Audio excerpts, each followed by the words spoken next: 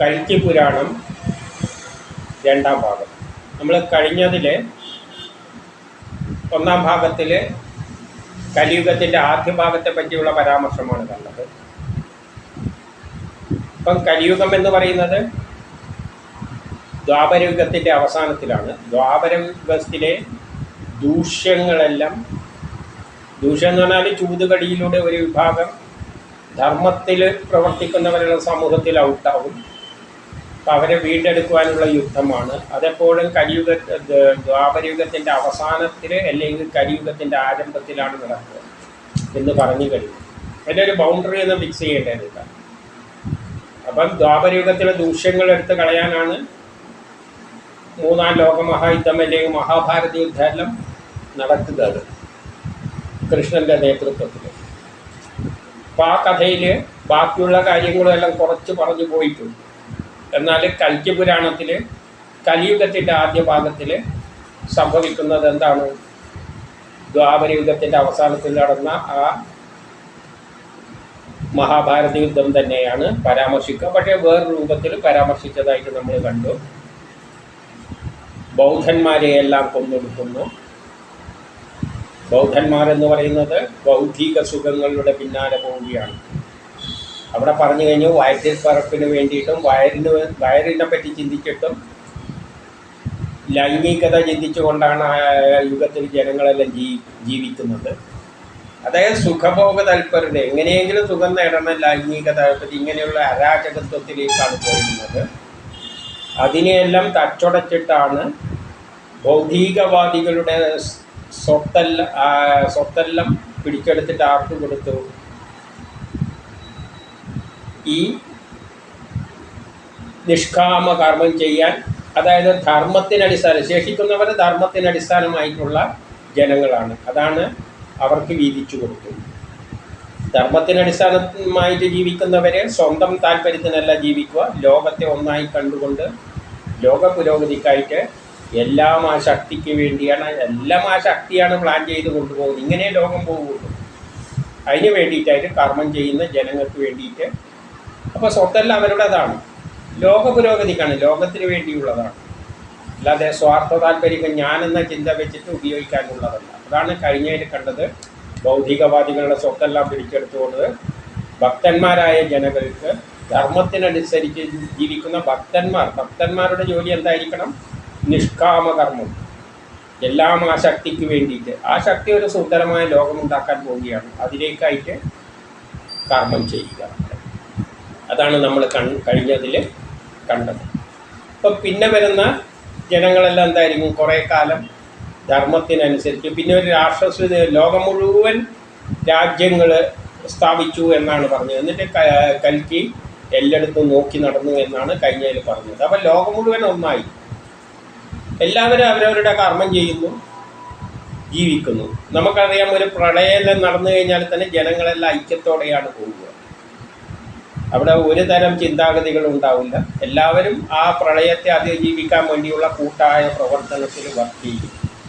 ഇപ്പം ഇതെന്ന് പറയുന്നത് മഹാഭാരത യുദ്ധം എന്ന് പറഞ്ഞാൽ ലോകമഹായുദ്ധം, മൂന്നാം ലോകമഹായുദ്ധം എങ്ങനെയായിരിക്കുന്നു നമ്മൾ ചിന്തിച്ചാൽ മതി. അതോടുകൂടി തന്നെ ലോകമെല്ലാം മുഴുവൻ ഒരു വഴിക്കായിട്ടുണ്ടാവും. അപ്പോൾ ആ യുദ്ധത്തിൽ നിന്ന് കരകയറിയിട്ട് നല്ല ഒരു ലോകം കെട്ടിപ്പടുക്കാൻ വേണ്ടി എല്ലാവരും ഏകമനസ്കരായിട്ട് വർക്ക് ചെയ്യുന്ന ഒരു ലോകമായിരിക്കും അപ്പോൾ ഉണ്ടാവുക. അപ്പോൾ എല്ലാവർക്കും ഒരൊറ്റ ലക്ഷ്യമേ ഉള്ളൂ, ലോക പുരോഗതി, നിലനിൽപ്പിൻ്റെ പ്രശ്നമാണ്. പക്ഷേ അതാണ് കലിയുഗത്തിൻ്റെ ആദ്യ ഭാഗം.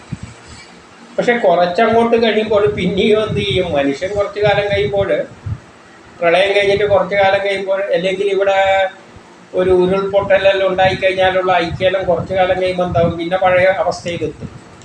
അതുപോലെ മനുഷ്യനും എന്താവും? കലിയുഗത്തിൽ കുറച്ചങ്ങോട്ട് എത്തുമ്പോൾ എല്ലാവരും ഒരേ തരത്തിൽ ലക്ഷ്യത്തിന് വേണ്ടി കർമ്മം ചെയ്യുന്ന തരത്തിലെത്തും. ഏതുപോലെ എന്നാൽ കുറേ രാജ്യങ്ങളുണ്ടാവും ലോകം മുഴുവൻ. പക്ഷേ എല്ലാവരും, നമ്മൾ ഇന്ത്യയിലെ സ്റ്റേറ്റുകളുണ്ടല്ലോ, തമിഴ്നാട്, കേരളം എന്നെല്ലാം പറയുന്ന പോലെ, അവർ തമ്മിലൊരു മത്സരമൊന്നുമില്ല. കേരളത്തിൽ അധികമുള്ള വെള്ളം തമിഴ്നാട്ടിന് കൊടുക്കും, അവിടെയുള്ള പച്ചക്കറി ഇങ്ങോട്ടേക്ക് വരും. അങ്ങനെ ഒരു സൗഹൃദത്തിൽ പോകുന്ന മാതിരി ലോകങ്ങൾ പണത്തിനടിസ്ഥാനമായി ഇരിക്കില്ല. അങ്ങനെ ഒരു ലോകക്രമം നമുക്കറിയാലോ, ഒരു ഉരുൾപൊട്ടലെല്ലാം ഉണ്ടാകുമ്പോൾ എല്ലാവരും ശമ്പളം എല്ലാം ത്തിൻ്റെ ഒരു ഭാഗം കൊടുക്കും. കിട്ടുന്നവരെല്ലാം അവരവർക്ക് പറ്റുന്ന തരത്തിൽ സഹായിക്കും. ഒന്നും ലാഭ നഷ്ടമൊന്നും ചിന്തിക്കാതെ പരസ്പരമുള്ള സഹകരണം, അതുപോലെയുള്ള ഒരു ലോകമായിരിക്കും. പക്ഷേ കുറേ കഴിയുമ്പോൾ പഴയ അവസ്ഥയിലാവും. പഴയ അവസ്ഥ എന്ന് പറഞ്ഞാൽ സാമ്പത്തികപരമായിട്ടുള്ള പഴയ അവസ്ഥയല്ലേ. ഇപ്പം കേരളവും തമിഴ്നാട് എത്ര കാലം പോയാലും ഇങ്ങനെ തന്നെ പോവുള്ളൂ, അല്ലാതെ അവർ തമ്മിൽ ഒരു മത്സരമൊന്നും ഉണ്ടാവില്ല. അത്തരത്തിൽ ലോകരാഷ്ട്രങ്ങളെല്ലാം ഒന്നിച്ചിട്ട് പോകും. കേരളക്കാർ തമിഴ്നാട്ടിൽ പോയി താമസിക്കും, തമിഴ്ക്കാർ ഇവിടെ വരും, ബംഗാളികൾ ഇവിടെ വരും, ഇതെല്ലാം ഹിന്ദിക്കാർ ഇവിടെ വരും, നമ്മളങ്ങോട്ട് പോകും. അതിലൊന്നും ഒരു വ്യത്യാസമില്ലാതെ വരെയുള്ള ഒരു ലോകമായിട്ട് മാറും. ലോകം ഒന്നായി മാറും. എല്ലാവരും ലോക പുരോഗതിക്കായിട്ട് ഒന്നിച്ചു പോകുന്ന തരത്തിലാണ് പോവുകയെങ്കിലും ഈ തുല്യത വരുമ്പോഴുള്ള ഒരു പ്രശ്നമുണ്ട്. അതാണ് മഹാഭാരത കഥയിൽ തമ്മിത്തല്ലി അവസാനം യാദവർ തമ്മിത്തല്ലി നശിക്കുന്ന ഒരവസ്ഥ വന്നിട്ടുണ്ട്. കാരണം തുല്യത വരുമ്പോൾ വേറൊരു കുഴപ്പമുണ്ട്. മഹാഭാരത കഥയിൽ പറഞ്ഞിരിക്കുന്നത് എന്താണെന്ന് വെച്ചാൽ, ബ്രാഹ്മണരെ പരിഹസിക്കുന്ന ഒരു വിഭാഗം കുട്ടികൾ.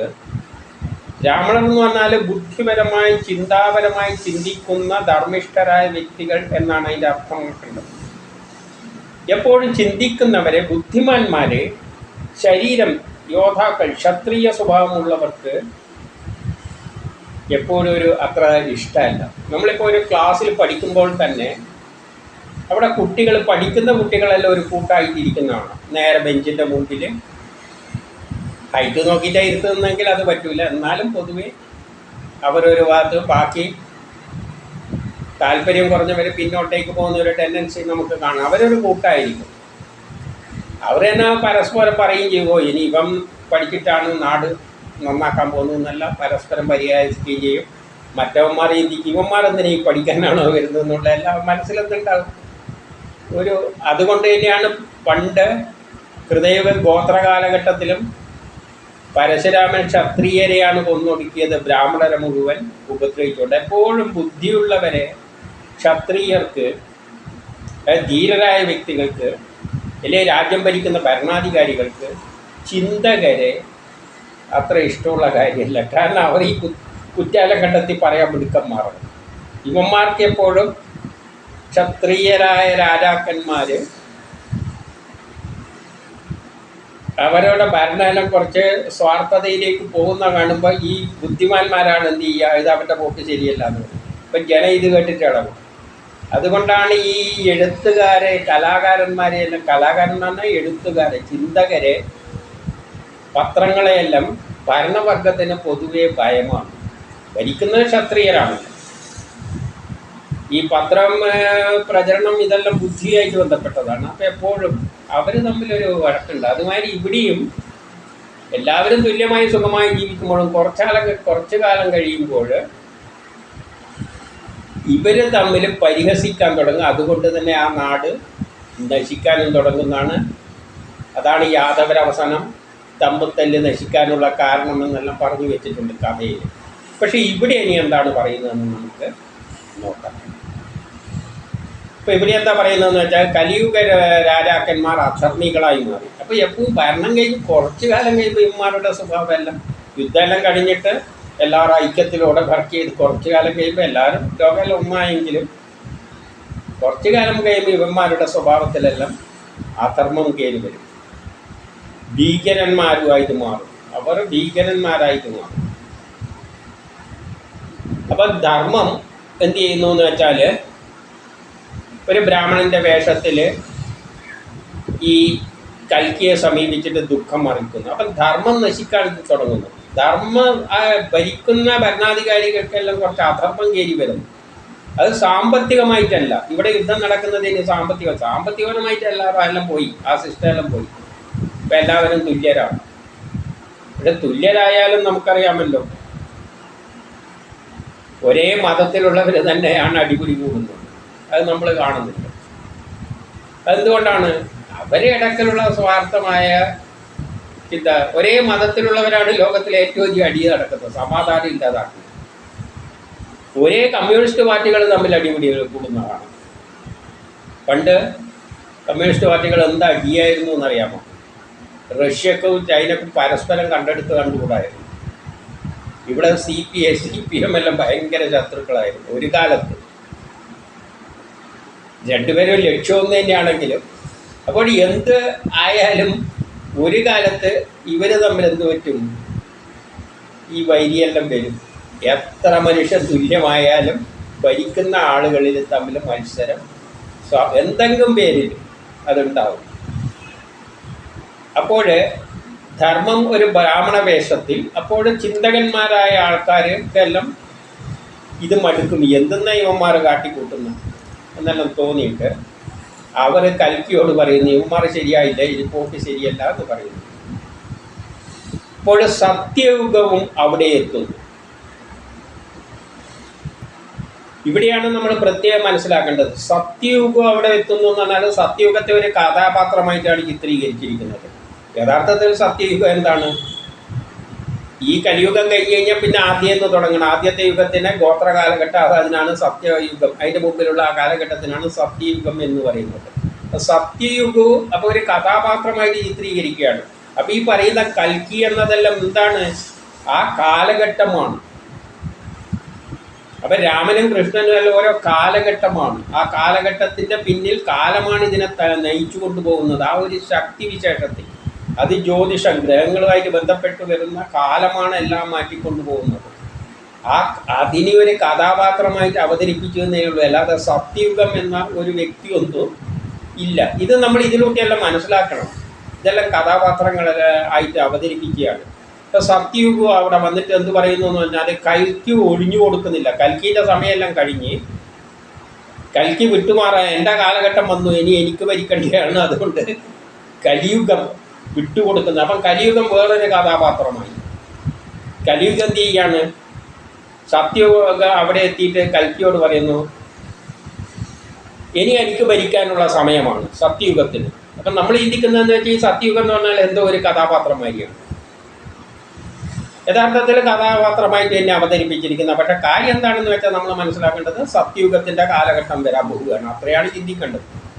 അപ്പം എനിക്ക് ഭരിക്കാനുള്ള സമയമാണ്, എന്നാൽ കലിയുഗം വിട്ടുപോകാതെ നിൽക്കുകയാണ്. കലിയുഗം അങ്ങനെ പിടിച്ച് നിൽക്കുകയാണ്, പറ്റൂല എന്ന്. അപ്പോൾ കലി പറയുന്നു, കലി എന്ന് പറഞ്ഞാൽ ആ കാലമാണ് ഇതിനെ തട്ടി മാറ്റിയിട്ട് പുതിയ സിസ്റ്റത്തിൽ ഇതെല്ലാം ഓട്ടോമാറ്റിക്കായിട്ട് പ്ലാൻ ചെയ്ത് വെച്ചിരിക്കുകയാണ്. അപ്പം കലി എന്നത് ആ കാലം, ഇതിനെല്ലാം നിയന്ത്രിക്കുന്ന ഒരു ശക്തി വിശേഷമുണ്ട്. അത് ഗ്രഹങ്ങൾ ഒരു പ്രത്യേക സ്ഥാനത്ത് വരുമ്പോൾ ആ കാലഘട്ടത്തിൽ നിന്ന് മാറി അടുത്തയിലേക്ക് പോകും. നമ്മളിപ്പോൾ 1ാം ക്ലാസ് കഴിഞ്ഞിട്ട് 2ാം ക്ലാസ് പോകുന്നതിൽ എന്തെങ്കിലും വ്യക്തിയൊന്നും അവിടെ ഇല്ല, അതങ്ങനെ ഓട്ടോമാറ്റിക്കായിട്ട് നടക്കും. അതിൻ്റെ പിന്നിൽ ഒരു സിസ്റ്റമുണ്ട്. പരീക്ഷ കഴിഞ്ഞ് ജയിച്ചവനെ അടുത്തയിലേക്ക് ഇരുത്തണം. അതുമാതിരി ഒരു പ്ലാൻ അനുസരിച്ചാണ്. ആ പ്ലാൻ അനുസരിച്ച് തന്നെ കലിയുഗം കഴിയുമ്പം പിന്നെ ആദ്യം 1 തുടങ്ങും. അപ്പോൾ അതിൻ്റെ പിന്നിൽ അതിനെ പ്രേരിപ്പിക്കുന്ന ശക്തി വിശേഷത്തെയാണ് കൽക്കി എന്ന് പറയുന്നത്. അപ്പോൾ കൽക്കി പറഞ്ഞു, ഞാൻ ബൗദ്ധന്മാരെയും മ്ലേച്ഛന്മാരെയും നിഗ്രഹിച്ചു. ബൗദ്ധന്മാരെന്ന് പറഞ്ഞാൽ പണത്തിന് വയറ്റപ്പിഴപ്പിനും സ്ത്രീകൾക്കെല്ലാം വേണ്ടിയിട്ട് ലൈംഗികതയ്ക്ക് വേണ്ടി ജീവിക്കുന്നവരെയെല്ലാം കൊന്നൊടുക്കിയിട്ടാണ് ഈ അവസ്ഥയിലേക്ക് എത്തിയിരിക്കുന്നത്. പക്ഷേ ഇനി പാതകികളെ ഉടനെ വധിക്കുക. ഇനി പാതകികളെയാണ് കൊള്ളേണ്ടത്. അപ്പോൾ ഇനി പാതകം ചെയ്യുക എന്നാണ് മനസ്സിൽ ഇത്തരം ദുഷിച്ച പ്രവണതകൾ ഉണ്ടാവുക. എല്ലാവരും ഒന്നായാലും മനുഷ്യൻ്റെ ഉള്ളിൽ പല വേറെ തരത്തിലും പ്രകടമാകും. അവരെയല്ലേ ഇനി നശിപ്പിച്ചിട്ട് എന്ത് ചെയ്യാം? അപ്പോൾ നിൻ്റെ കാലം വരും. അപ്പോൾ നിനക്കെന്ത് പറ്റും? ഇവരെയെല്ലാം കൊന്നൊടുക്കി കഴിഞ്ഞാൽ നിൻ്റെ കാലം വരും. ആദ്യം ഗോത്ര കാലഘട്ടത്തിൽ നിന്ന് അല്ലെങ്കിൽ ഹൃദയുഗത്തിൽ നിന്ന് തുടങ്ങും. അന്നേരം നീ ഭരിച്ചു. അന്നേരം എന്തുണ്ടാവും? എനിക്ക് അന്ന് യജ്ഞം, അന്ന് കർമ്മങ്ങൾ ചെയ്യുക. കർമ്മം എല്ലാ കാര്യത്തിലും യജ്ഞമുണ്ട്. തപസ് എന്ന് പറഞ്ഞാൽ അന്ന് പിന്നെ വേറെ കാര്യമൊന്നും ചെയ്യാനില്ല. അവർക്ക് കുറച്ച് കാര്യങ്ങളേ ഉള്ളൂ. അതിൽ മനസ്സ് കോൺസെൻട്രേറ്റ് ചെയ്തുകൊണ്ട് കാര്യങ്ങൾ ചെയ്യും. പ്രധാനമായ ജോലി ആ തപസ്സാണ്. തപസ് എന്ന് പറഞ്ഞാൽ അവർക്ക് വലിയ ഉത്തരവാദിത്വമുണ്ട്. മനസ്സിനെ ഒന്നിൽ ഏകീകരിച്ചുകൊണ്ട് പ്രവർത്തിക്കുന്നതിനാണ് തപസ് എന്ന് പറയുക. ഏതെങ്കിലും ഒരു ലക്ഷ്യത്തിന് വേണ്ടി. ഓരോ വ്യക്തികൾക്കും ചില ലക്ഷ്യങ്ങളുണ്ട്, അത്രയേ ഉള്ളൂ. മനുഷ്യൻ്റെ അന്നത്തെ ലക്ഷ്യം എന്താണെന്ന് വെച്ചാൽ ഒന്ന് കുട്ടികൾ വേണം, കുട്ടികളില്ല. അത് തന്നെയാണ് ഒരു വിഭാഗത്തിൻ്റെ ജോലി, കുട്ടികളെ ഉണ്ടാക്കൽ. അതെല്ലാം പുരാണ കഥയിൽ പറഞ്ഞു വെച്ചിട്ടുണ്ട്. കാരണം മനുഷ്യരില്ലാതെ അവസ്ഥയാണ്. അല്ല ഭൂമിയെല്ലാം ഇല്ലാതെ പ്രശ്നമൊന്നുമില്ല. പിന്നെ കൃഷി ചെയ്യണം, അതിനുള്ള ആളെ വേണം, ആ ആളില്ലാതെ പ്രശ്നം. അപ്പം ജനിപ്പിക്കുന്നത് തന്നെയാണ് ഒന്നാമത്തെ ജോലി. പിന്നെയുള്ളത് വേദങ്ങളിൽ അവർ ജ്ഞാനം തികഞ്ഞവരാണ്. അവർക്കെന്ത് വേണം? ഈ അവർക്കുള്ള ജ്ഞാനം. കാരണം പ്രളയം കഴിഞ്ഞിട്ട് വരുന്നവരാണ്. ഈ കലിയുഗം നശിക്കുമ്പോഴേക്ക് എല്ലാ ജ്ഞാനവും തികഞ്ഞവരാണ്. അവർ നശിക്കുമ്പോൾ ആ ജ്ഞാനം പകർന്നു വെക്കണം. അപ്പം ബുദ്ധിമാന്മാർക്കുള്ള ഉത്തരവാദിത്വം എന്തായിരിക്കും? എപ്പോഴും ഇതെല്ലാം എങ്ങനെയെങ്കിലും കുറിച്ചു വെക്കുക. അങ്ങനെയാണ് വേദങ്ങൾ ഉണ്ടാകുന്നത്. അതാണ് തപസ്. അതൊരു തപസ്സുമാരിയുള്ള പ്രവൃത്തിയാണ്. അപ്പം ഇങ്ങനെ ഓരോ ആൾക്കും ഓരോ തപസ്സിലാണ്. ചിലവർ കുട്ടികളുണ്ടാക്കുന്ന തപസ്സിൽ. പിന്നെ ദാനം. ദാനം എന്ന് പറയുമ്പോൾ എല്ലാവരും പരസ്പരം സഹകരിച്ചിട്ടാണ് ആ സമയത്ത് ജീവിക്കുക. പിന്നെ വ്രതം, അതായത് അത്രക്ക് വേറെ എന്താ ചെയ്യാനുള്ളത്? കുട്ടികളുണ്ടാക്കുന്ന പ്രവൃത്തി അങ്ങനെ നടക്കുന്നുണ്ട്. പിന്നെ വ്രതം എന്ന് പറഞ്ഞാൽ വേറെ എന്താ ഉദ്ദേശിക്കുന്നത്? ആ ഒരു അന്നത്തെ അവസ്ഥയിൽ വ്രതം നോറ്റ മാതിരി എല്ലാം ചെയ്യേണ്ടി വരും. ഒരു പ്രളയം നടക്കുമ്പോൾ മനുഷ്യരെല്ലാം വ്രതം നോറ്റ അവസ്ഥയിലായിരിക്കും, വ്രതം നോറ്റ മാതിരി. കാരണം അവർക്കെല്ലാം ഒരൊറ്റ ലക്ഷ്യമുള്ളൂ, എങ്ങനെയെങ്കിലും ഇതിൽ നിന്ന് ലോകത്തെ ഒന്ന് ജനങ്ങളെയെല്ലാം വർദ്ധിപ്പിച്ചിട്ട് പുരോഗതിയിലേക്ക് കൊണ്ടുപോകണം. ഒന്നുമില്ല, പ്രളയം നടന്നിട്ടുള്ള അവസ്ഥയാണ്. എന്നിവയോടൊപ്പം വസിക്കുക. അപ്പം എനിക്ക് ആ സമയത്ത് ഇതെല്ലാം കൊണ്ട് വസിക്കാം. തുടർന്ന് കലിക്കെതിരെ, കലിയുഗത്തിനെതിരെയാണ് ഏറ്റുമുട്ടുന്നത്. അല്ലാതെ കലി എന്ന ഒരു കക്ഷിയൊന്നും അവിടെയില്ല. കലിയുഗത്തിനെതിരെ യുദ്ധത്തിന് പുറപ്പെടുന്നു. അപ്പം കലിയുടെ അവസ്ഥ എങ്ങനെയാണ്? ആ അവസ്ഥയിലുള്ള ആ കാലഘട്ടത്തിലെ കലിയുഗത്തിൻ്റെ അവസ്ഥ പറയുകയാണ്, ദേശം മലിനമായിരിക്കും. അതായത് പൂച്ച, നായ്ക്കൾ, മലം ഭക്ഷിക്കുന്ന കാക്കകൾ മുതലായവയായിരിക്കും ലോകം മുഴുവൻ ഉണ്ടാവുക. അതായത് ദേശം മലിനമാകുമെന്ന് പറഞ്ഞു കഴിഞ്ഞാൽ എല്ലാവർക്കും എല്ലാം നേടിക്കഴിഞ്ഞ് വേറെ താല്പര്യമില്ലെങ്കിൽ പിന്നെ ശുചിത്വത്തിലൊന്നും താല്പര്യം ഉണ്ടാവില്ല. കാരണം നമുക്ക് തന്നെ അറിയാം, ഒരു വ്യക്തിയുടെ ഒരു കാറാണെങ്കിൽ, പ്രൈവറ്റ് വ്യക്തിയുടെ കാറാണെങ്കിൽ അവനെപ്പോഴും തുടച്ചുകൊണ്ട് നടക്കും. എന്നാൽ ഗവൺമെൻറ്റിൻ്റെ ഒരു വാഹനമാണെങ്കിലോ ഒന്ന് തുടക്കാറില്ല, അപ്പോൾ എന്തൊന്ന് തുടച്ചാലായി. അപ്പം അങ്ങനെ ഒരു ടെൻഡൻസി ഉണ്ട്. എല്ലാവരും, ലോകത്തിലെ എല്ലാവർക്കും എന്താണ്, അവരവരുടെ കർമ്മം ചെയ്തു കൊണ്ടുപോകുക. അപ്പം അങ്ങനെ നിഷ്കാമ കർമ്മമൊന്നും ചെയ്യാൻ പറ്റാത്ത അവസ്ഥയിലെ എന്തിനെ ഇനിയിപ്പം അങ്ങനെ പോട്ടെ എന്ന് വെച്ചിരിക്കും. ആർക്കൊന്നിലൊരു താല്പര്യമില്ലാത്ത അവസ്ഥ വരും. അതുകൊണ്ടാണ് ദേശം മലിനമാകുന്നത്. ആ മത്സരമൊന്നും അവിടെ ഇല്ല. എൻ്റെ വീട് ശുദ്ധമായിരിക്കണം, അങ്ങനെ എൻ്റെ ചിന്തകളൊന്നുമില്ല. നമ്മളിപ്പോൾ എല്ലാം ഉടുത്തൊരുത്തിയിട്ട് ഇതായിട്ട് നടക്കുന്ന എന്തിനാണ്? ഞാനെന്തോ ഒന്ന് നല്ലതാണെന്ന് വെച്ച് തീർക്കാനാണ്. അങ്ങനത്തെ ചിന്താഗതി ഒന്നും ഇല്ല, അതെല്ലാം പോയി. കുറച്ച് പേരേ ഉള്ളൂ. എല്ലാവരും കുടുംബന്മാർ ജീവിക്കുമ്പോൾ പിന്നെ ഇപ്പം നമ്മൾ വീട്ടിൽ എങ്ങനെയാണ് നടക്കുക? ഉടുത്തൊരുക്കിയിട്ട് മറ്റുള്ളവരെ കാണിക്കാൻ നടക്കുക? ഇല്ല. മറ്റുള്ളവരെ കാണിക്കാനാണ് ഉടുത്തൊരുങ്ങി നടക്കുക. വീട്ടിലാണെങ്കിലോ ഏത് വേഷത്തിലാണ് ഉണ്ടാവുക? പുറത്തോ ഇറങ്ങുമ്പോൾ ബ്യൂട്ടിപ്പാറിലെല്ലാം പോയിട്ട്, കാരണം മറ്റുള്ളവരെ കാണിക്കും. ഇവിടെ മറ്റുള്ളവരുകളൊന്നുമില്ല, ആകെ കുറച്ച് പേരേ ഉള്ളൂ. പ്രളയമെല്ലാം കഴിഞ്ഞിട്ട്, അതായത് 3-4 ലോകമഹായുദ്ധം കഴിഞ്ഞിട്ട് അവശേഷിക്കുന്നവർ നിലനിൽപ്പിൻ്റെ പ്രശ്നമാണ്. ഒരു ഉരുൾപൊട്ടലുണ്ടായ ആ ദേശവാസികളുടെ അവസ്ഥയെല്ലാം എന്താണ്? ആ അവസ്ഥയിലാണ്. അപ്പോൾ പിന്നെ അവരെ ജീവിച്ചു പോകുന്ന എല്ലാ സൗകര്യങ്ങളുണ്ട്, ഒന്നും കുഴപ്പമൊന്നുമില്ല. പിന്നെ വേറെ വലിയ താല്പര്യമൊന്നുമില്ല. അപ്പം വരുമ്പോഴെന്തായിരിക്കും? ദേശം മലിനമാകും. പൂച്ച, നായ മുതലാവെല്ലാം അങ്ങ് പെരുകും. മലം ഭക്ഷിക്കുന്ന കാക്ക, അതായത് ഭക്ഷണം പോലും മനുഷ്യന് ഈ പാചകം ചെയ്യുന്ന പരിപാടിയൊന്നും ഉണ്ടാവില്ല. തിന്നാനും കുടിക്കാനായിട്ടൊന്നും ഒരു താല്പര്യം ഉണ്ടാവില്ല. അങ്ങനെയുള്ളൊരു അവസ്ഥയിലേക്ക് എത്തും. കാരണം എല്ലാത്തിലും മടുപ്പ് വരുന്ന ഒരവസ്ഥയാണ്. അപ്പം അവിടെ ഭക്ഷണത്തിനൊന്നും ആർക്കും ഒരു താല്പര്യം ഉണ്ടാവില്ല, അതെല്ലാം കുറയും. ഞാനെന്ന ചിന്ത, അതായത് അധികം ഒരു, ഇനിയിപ്പോൾ അതുവരെ പണം ഉണ്ടാക്കേണ്ട വയറ്റിപ്പഴപ്പിൻ്റെ പിന്നെ ലൈംഗിക താല്പര്യം കൊണ്ട് നടക്കുന്നതെല്ലാം ഇല്ലാതെയായിരിക്കുന്നത്. അതെല്ലാം ഇല്ലാതായി കഴിഞ്ഞ് കഴിഞ്ഞാൽ പിന്നെ എന്തില്ല, ഭക്ഷണത്തിന് വലിയതാണ്, എന്തിന് വെറുതെ മെനക്കെടുത്ത് ഉണ്ടാക്കി തിന്നുന്നു എന്നുള്ള ഒരവസ്ഥയിലേക്ക് ലോകം എത്തുക. അപ്പം പക്ഷികൾ, കാക്ക പോലും എന്ത് തിന്നേണ്ടി വരും? മലം തിന്നേണ്ടി വരും, വേറെ ഒന്നും ഉണ്ടാവില്ല. എല്ലാവർക്കും താല്പര്യക്കുറവ്. വീടുകൾ ഭരിക്കുന്നത് സ്ത്രീകളായിരിക്കും. സ്ത്രീകൾക്ക് ഈ തുല്യത വരുമ്പോൾ, ഈ സ്ത്രീകളും പുരുഷനും തുല്യതയാകുമ്പോൾ സ്ത്രീകൾ പിന്നെ ആരെയും ബഹുമാനിക്കില്ല. കാരണം സ്ത്രീകളുടെ നമുക്ക് കണ്ടല്ലോ, ഈ സിനിമാ യുഗത്തിൽ അവസാനം പുരുഷന്മാരെല്ലാം ഓടി ഒളിച്ച കാര്യങ്ങൾ നമ്മൾ കണ്ടല്ലോ. സ്ത്രീകളെ സ്വാതന്ത്ര്യത്തിൽ പോയാലുള്ള അവസ്ഥ. അപ്പം സ്ത്രീകൾ വീടുകൾ ഭരിക്കും, അവർ ചൂതുകളിയിലും വിവാദവുമായി നടക്കും. ആരോടെങ്കിലെല്ലാം വിവാദങ്ങൾ നടത്തിക്കൊണ്ട് അവർക്ക് താല്പര്യം അതായിരിക്കും. വല്ലവരുടെ പേരിലും വിവാദങ്ങൾ ഉണ്ടായി നടക്കലായിരിക്കും അവർക്ക് താല്പര്യം, സ്ത്രീകൾക്ക്. അത് നമ്മൾ കുറച്ച് കണ്ടു കഴിഞ്ഞു. ഏത് സിനിമേൻ്റെ വിവാദങ്ങൾ ഉണ്ടാക്കുന്നതിൽ വലിയത് ഇങ്ങനത്തേലെല്ലായിരിക്കും താല്പര്യം വരുമോ സ്ത്രീകൾക്ക്? പുരുഷന്മാരെല്ലായിരിക്കും വീട്ടുജോലി നോക്കിക്കൊണ്ടിരിക്കുക. എന്നാൽ അവിടെ വേറൊന്നും കൂടി പറയുന്നുണ്ട്. അവരുടെ അവസ്ഥ ദാസന്മാരിലെ ദാസിമാരെ പണ്ടത്തെ വേലക്കാരികളെ കാട്ടിയും കഷ്ടമായിരിക്കും ഇവന്മാരുടെ അവസ്ഥ, പുരുഷന്മാരുടെ അവസ്ഥ. അത് തുല്യത വന്നാലുള്ള പ്രത്യേകതകളാണ്. അത് ഇന്നുള്ളതിൽ നിന്ന് തന്നെ കുറച്ച് സാമ്പത്തികമായി തുല്യത എത്താൻ കഴിഞ്ഞാൽ രണ്ടുപേർക്കും ജോലിയെല്ലാം ഉണ്ടെങ്കിലുള്ള അവസ്ഥ ഒന്ന് ചിന്തിച്ചാൽ മതി. അപ്പോൾ തുല്യല്ലോ, പക്ഷേ നീതിപരമായിട്ട് എല്ലാം തുല്യമായ ഒരു ലോകമായി മാറുമ്പോൾ എല്ലാം അങ്ങ് പോവും. ഇതൊന്നും കുറ്റമായിട്ട് പറയുന്നൊന്നല്ല, ലോകം അങ്ങനെ പോകുള്ളൂ. അതുകൊണ്ട് ഇതിനെ നന്നാക്കാനൊന്നല്ല ഇവിടെ ഉപദേശിക്കുന്നതല്ല ചെയ്യുന്നത്. ഇതൊരു ഉപദേശമൊന്നുമല്ല, ലോകം ഇങ്ങനെയായി മാറും. അല്ലാതെ ഇവരെയെല്ലാം പറഞ്ഞ് നന്നാക്കാൻ വേണ്ടിയൊന്നുമല്ല പറയുന്നത്. ലോകം ഇങ്ങനെ ആയിരിക്കും. പുരുഷന്മാരെ വീട്ടിൽ ജോലിയെല്ലാം പുരുഷന്മാർ ചെയ്തോളൂ, മറ്റവർ അങ്ങനെ അങ്ങ് നടക്കും. ഭക്ഷണമില്ല, വെപ്പുമില്ല. പിന്നെ കാക്കക്ക് പോലും മലം തിന്നേണ്ട അവസ്ഥ വരുന്നു പറഞ്ഞാൽ വേറെ അതിശയമൊന്നും വേണ്ട. അവർക്ക് വിവാദങ്ങളിലെല്ലായിരിക്കും താല്പര്യം. എന്നിട്ടോ അപ്പം ദാസികളെക്കാൾ പരിതാപകരമാണ് പുരുഷന്മാരുടെ അവസ്ഥ. വീട്ടിൽ ജോലി ചെയ്താലും കുഴപ്പമില്ല, ഇത് ദാസിമാരെക്കാട്ടിയും പരിതാപകരമായിരിക്കും എന്ന് പറയാം. വേലക്കാരെക്കാട്ടിയും പരിതാപകരമായിരിക്കും പുരുഷന്മാരുടെ അവസ്ഥ. അവസ്ഥയെത്തുമ്പോൾ ഇതാണ് കലിയുഗത്തിലെ അവസാനത്തെ അവസ്ഥ.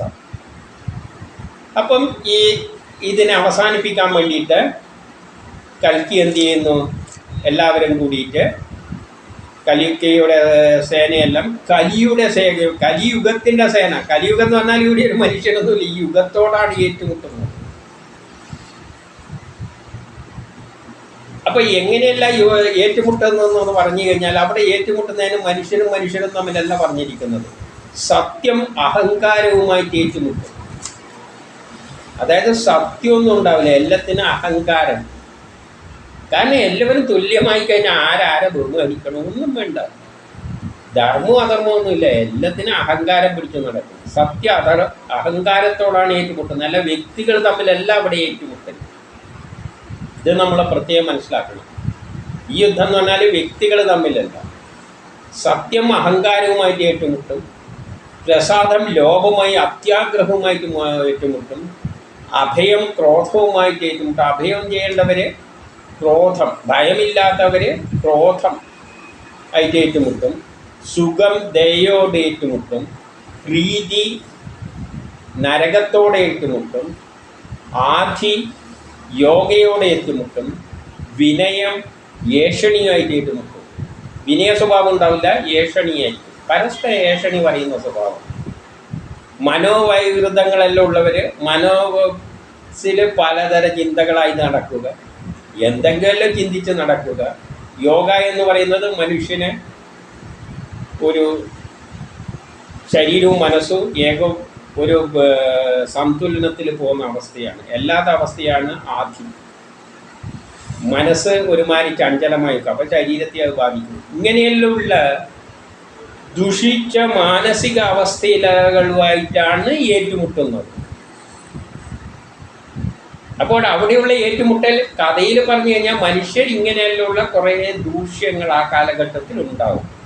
എല്ലാവരും തുല്യമായിട്ട് ഒരൊറ്റ ഇതായി മാറുമ്പോൾ അവസാനമുള്ള പ്രശ്നം ഇതാണ്. അതാണ് കൃഷ്ണൻ അവസാനം പറഞ്ഞത്, ഞാൻ ഇവർക്ക് വേണ്ടിയാണല്ലോ, ഈ യാദവർക്ക് വേണ്ടിയാണല്ലോ ഈ യുദ്ധം ചെയ്തിട്ട് ഇവർക്ക് ഈ ലോകം ഉണ്ടായിക്കൊടുത്തതെന്ന് പറഞ്ഞ മാതിരി മനുഷ്യർ ഒരു ഉത്തരവാദിത്വം. കാരണം ലോകത്തിൻ്റെ പുരോഗതിയുടെ ഏറ്റവും ഉയർന്ന നിലയിലെത്തി, ഇനി പുരോഗതി ഒന്നും ചെയ്യാനില്ല. അങ്ങനത്തെ ഒരവസ്ഥയിൽ വരുമ്പോൾ മനുഷ്യൻ സ്റ്റാഗ്നേഷനായി. 4 യുഗത്തിൻ്റെ അവസാനമാണ്. സ്റ്റാഗ്നേഷൻ ആകുമ്പോൾ ഒന്നിലും ഒരു ഉത്തരവാദിത്തമില്ല, എന്ത് ചെയ്യണമെന്നൊന്നും ഒരു ലക്ഷ്യബോധവും ഇല്ല, ഇനിയൊന്നും നേടാനും ഇല്ല. നേടാനില്ലാത്ത അവസ്ഥ വരുമ്പോഴാണ് ഇങ്ങനത്തെ കുറേ മനസ്സിൽ വേണ്ടാതെ വിചാരങ്ങളും ഉണ്ടാവുക. അപ്പോൾ അതുമായിട്ടാണ് ഏറ്റുമുട്ടൽ എന്ന് പറയുകയാണ്. എന്തിനു വേണ്ടി? പഴയ യുഗത്തിലേക്ക് പോകാൻ വേണ്ടിയിട്ട്. അതായത് ആ സമയത്തുമ്പോഴും പ്രളയം നടക്കും, എല്ലാം നശിക്കും. ഇതാണ് പറഞ്ഞുകൊണ്ട് വരുന്നത്. എന്നാൽ ഇവിടെയാണ് കഥയ്ക്ക് പലതരം വ്യത്യാസങ്ങളുണ്ട്. കാരണം അതെല്ലാം ഇവിടെ പറഞ്ഞിട്ടുണ്ടെങ്കിലും നമ്മൾ പ്രളയം പലതരത്തിലുണ്ട്. ചില സമയത്ത് ഈ ഭൂമിയിൽ വെള്ളം കയറിയിട്ട് നശിക്കുകയേ ചെയ്യും. അപ്പം കുറേ പേര് രക്ഷപ്പെടും. ആ യുദ്ധത്തിൽ രക്ഷപ്പെടുന്നവർ ഇവരാണ്. കുറച്ച് ആൾക്കാർ രക്ഷപ്പെട്ടിട്ട് അവരിലൂടെയാണ് പിന്നെ കൃതയുഗം ഉണ്ടാകുന്നത്. പ്രളയത്തെ അവർ കഴിയുമ്പോഴേക്ക് എല്ലാം നശിച്ചിരിക്കും. പിന്നെ കുറച്ച് പേര് തോണിയിലോ ബോട്ടിലോ വല്ല റോക്കറ്റിലോ കയറിയിട്ട് പോയിട്ട് പിന്നെ തിരിച്ചു വന്നിരുന്നവരാണ് എന്തായിരിക്കും, അവരിലൂടെയാണ് പിന്നെ കൃതയുഗം ആരംഭിക്കുന്നത്, സത്യയുഗം. അത് ഒരു തരത്തിലുള്ള പ്രളയം, കലിയുഗം കഴിഞ്ഞിട്ട് സത്യയുഗത്തിലേക്ക്. വേറൊന്നെന്ന് പറഞ്ഞാൽ സൂര്യൻ മുഴുവൻ കത്തിയെരിഞ്ഞിട്ട് നക്ഷത്രമായി തീരും. അപ്പോൾ മനുഷ്യൻ ഈ സൂര്യൻ്റെ പരിധിയിൽ നിന്നും വിട്ടുപോകണം. അങ്ങനെ ഒരു ഘട്ടത്തിലേക്കാണ് കിടക്കുന്നത്. അല്ലെങ്കിൽ ആദ്യമേ സൃഷ്ടി തുടങ്ങണം. അങ്ങനെ കത്തിയെരിഞ്ഞു പോകുമ്പോൾ ഒന്നുമില്ലാത്ത അവസ്ഥയിലേക്കായി മാറും. അതായത് ആദ്യം എങ്ങനെയായിരുന്നു ഉണ്ടായിരുന്നത്? ആദ്യം എന്താണ്? നിർഗുണമായ ബ്രഹ്മം. അതെവിടെയാണുള്ളത്? ബ്ലാക്ക് ഹോളിലാണുള്ളത്. നിർഗുണമായ ബ്രഹ്മം, ഒന്നുമില്ലാത്തൊരവസ്ഥ. ഈ പ്രപഞ്ചം മുഴുവൻ കത്തിയെരിഞ്ഞു പോകുന്ന 14 ലോകങ്ങളും കത്തിയെരിഞ്ഞു പോകുന്ന ഒരവസ്ഥയുണ്ട്. ആ അവസ്ഥയിൽ എന്തായി മാറും? ഒന്നുമില്ലാതെ ആ ബ്രഹ്മമായിട്ട് മാറും. അപ്പം ഇങ്ങനെ പലതരത്തിൽ പ്രളയമുള്ളത് കൊണ്ട് നേരത്തെ നമ്മൾ തോണിയിൽ രക്ഷപ്പെട്ടിട്ട് പോകുന്നതായിട്ട് കാണുക. കുറേ പേര് ഭൂമിയിൽ വെള്ളം കയറി ഭൂമി മുഴുവൻ നശിച്ച് പിന്നെ ആദ്യം തിരിച്ചു വന്നു, രക്ഷപ്പെട്ടവർ തിരിച്ചു വന്നിട്ട് കൃതയുഗത്തിലേക്ക് പോകുന്നു. അടുത്തതിൻ്റെ പ്രളയം എല്ലാം കത്തിയെരിഞ്ഞു പോകുന്ന അവസ്ഥയിലാണ് അടുത്തത് പറയുന്നത്. ഭൂമി, സ്വർഗം, പാതാളം ഈ 3 ലോകങ്ങളിലും യുദ്ധം ആരംഭിക്കും. അപ്പോൾ ഭൂമിക്കടിയിലുള്ളത്, അതായത് ആറ്റങ്ങൾ അടക്കം പൊളിയാൻ തുടങ്ങും. സ്വർഗം, ഭൂമിക്കടിയിലുള്ള ആറ്റങ്ങളെല്ലാം കത്തിയെരിഞ്ഞില്ലാതെയാകും. സ്വർഗം, ആകാശത്തിലുള്ള ഭൂമി, സ്വർഗം, പാതാളം എന്ന് പറഞ്ഞാൽ ഭൂമിക്കടിയുള്ള ആറ്റങ്ങൾ. ഭൂമി, സൗരയൂഥ സിസ്റ്റത്തിന് മുകളിലുള്ള 14 ലോകങ്ങളും എന്താകും? യുദ്ധം തുടങ്ങും. അപ്പോൾ വൃകാസുരൻ്റെ 2 പുത്രന്മാരായ കോകനും വികോകനുമുണ്ട്. അവരെ ആർക്കും തോൽപ്പിക്കാൻ പറ്റില്ല.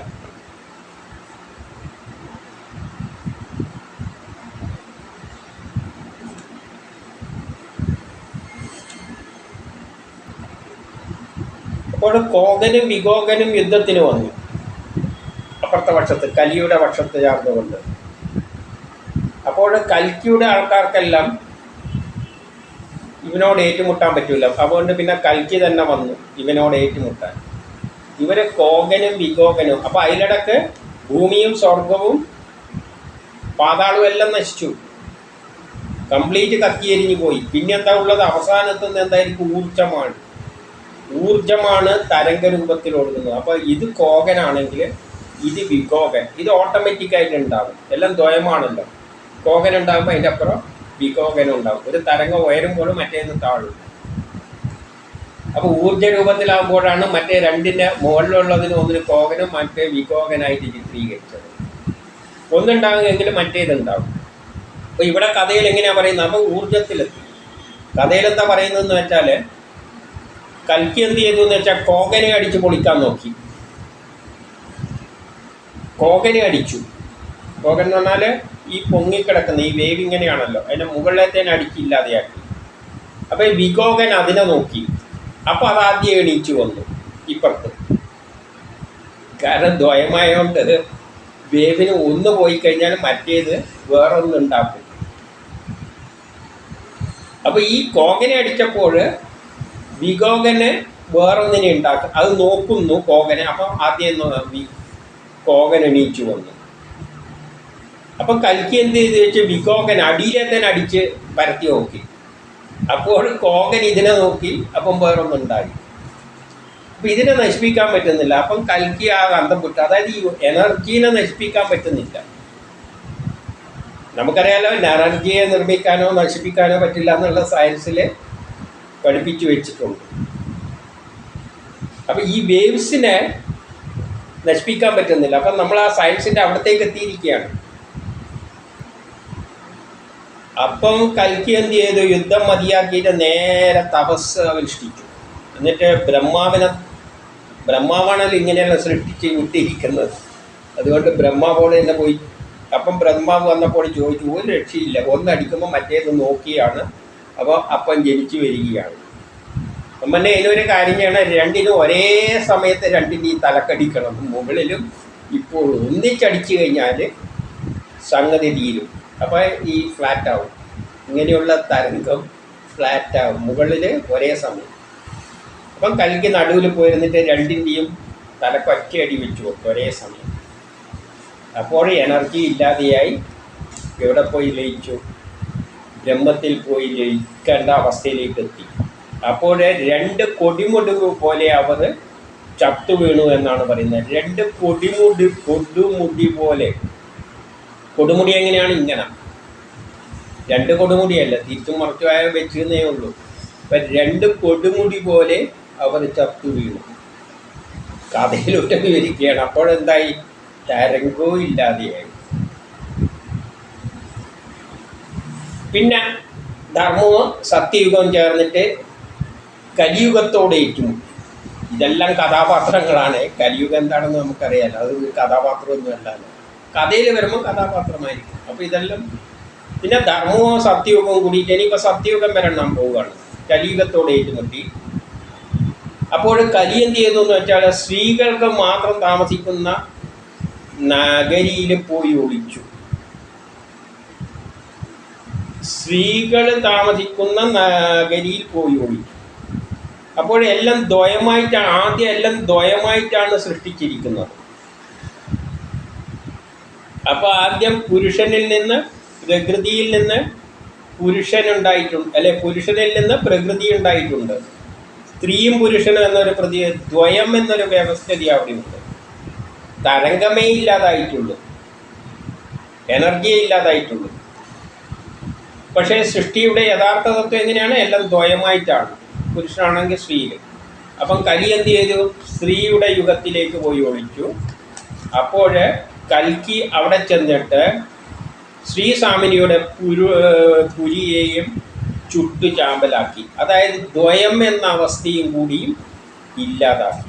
പിന്നെ എന്തായിട്ട് വന്നു? ബ്രഹ്മം മാത്രമേ അവസാനിക്കുകയുള്ളൂ, ശേഷിക്കുകയുള്ളൂ. അപ്പോൾ എന്തുപറ്റി? കലിയുഗവും അവസാനിച്ചു. അതോടെ കലിയുഗം അവസാനിച്ചു. അപ്പം 4 യുഗങ്ങളും തീർന്നു. ഇനി അതിൽ നിന്ന് ഓടണം കൃതയുഗത്തുനിന്ന് സത്യയുഗത്തുനിന്ന് തുടങ്ങും. സത്യയുഗത്തുനിന്ന് തുടങ്ങണ്ടെങ്കിൽ എല്ലാം നശിച്ച് ബ്രഹ്മത്തിൽ പോയി ലയിച്ച അവസ്ഥയാണെങ്കിൽ പിന്നെ പല സ്റ്റെപ്പുകളിലൂടെ അത് വേറെ തന്നെ വേദങ്ങളിൽ വിവരിച്ച് തന്നിട്ടുണ്ട് എങ്ങനെയാണ് ഉണ്ടാകുന്നത്. വേറൊരു കാര്യത്തിലുള്ള ഭൂമിയിൽ മാത്രം പ്രളയം നശിക്കുകയാണെങ്കിൽ ആ ഘട്ടങ്ങളൊന്നുമില്ല. നേരെ രക്ഷപ്പെട്ട മനുഷ്യർ തിരിച്ചു വന്നിട്ടുള്ള കാര്യം അതിനെപ്പറ്റി ഇവിടെ പറയുകയാണ്. കൽക്കി ഭഗവാൻ നല്ല രാജാക്കന്മാരെ വാഴിച്ചു. അപ്പം രക്ഷപ്പെട്ടവർ നല്ല ആൾക്കാരാണ്, അവരെ വാഴിച്ചു, അവരുടെ ലോകം വരുന്നു. അത് ധർമ്മയുഗമാണ്. അവിടെ ധർമ്മം എല്ലാവർക്കും ഒരൊറ്റ ലക്ഷ്യമേ ഉള്ളൂ, നല്ലൊരു ലോകം പടുത്തെടുക്കണം. കാരണം എല്ലാം പ്രളയത്തിൽ നശിച്ചു. മുനിമാര് ഘോരമായി തപസ് ചെയ്തു. മുനിമാരെന്ന് പറയുന്നത് അധികം ചിന്തകരായ ആൾക്കാർ.